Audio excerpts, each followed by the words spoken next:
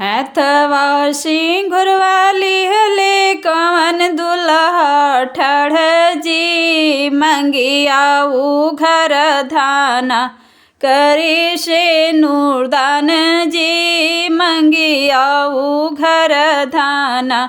हथवा सिंगुर वाली हले कवन दुल्हा ठाढ़ जी मंगिया ऊ घर धाना करी से नूरदान जी मंगिया ऊ घर धाना।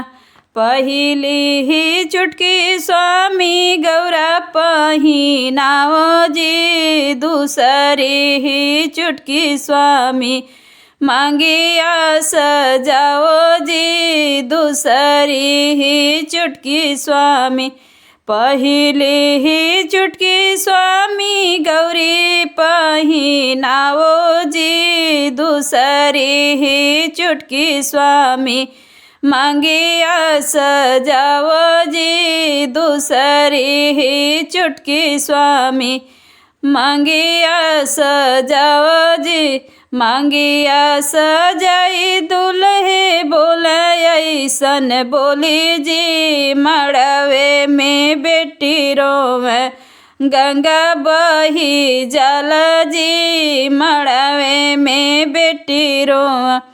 मंगिया सजाई दुल्हे बोले ऐसन बोली जी मड़वे में बेटी रोवे गंगा बही जल जी मड़वे में बेटी रोवे। आजू से मोरी धाना ससुरा तोहर जी मैके के भैलू धाना तू में मान जी। आजू से मोरी धाना ससुरा तोहर जी मैके के भैलू धाना तू में मान जी मैके के भैलू धाना। तोहरे ही मन स्वामी मोर समान जी मैके के 4 दिन होला ससुराल जी। तोहरे ही मन स्वामी मोर समान जी मैके के 4 दिन होला ससुरार जी मैके के 4 दिन।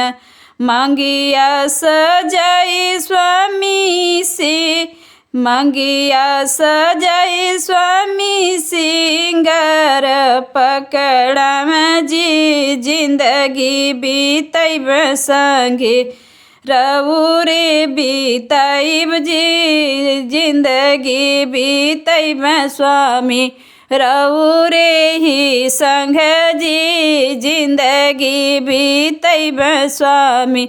हथवा सिंगुर वाली हले कवन दुल्हा ठाढ़ जी मंगिया सजाव धाना करी से नूरदान जी मंगिया सजाव धाना।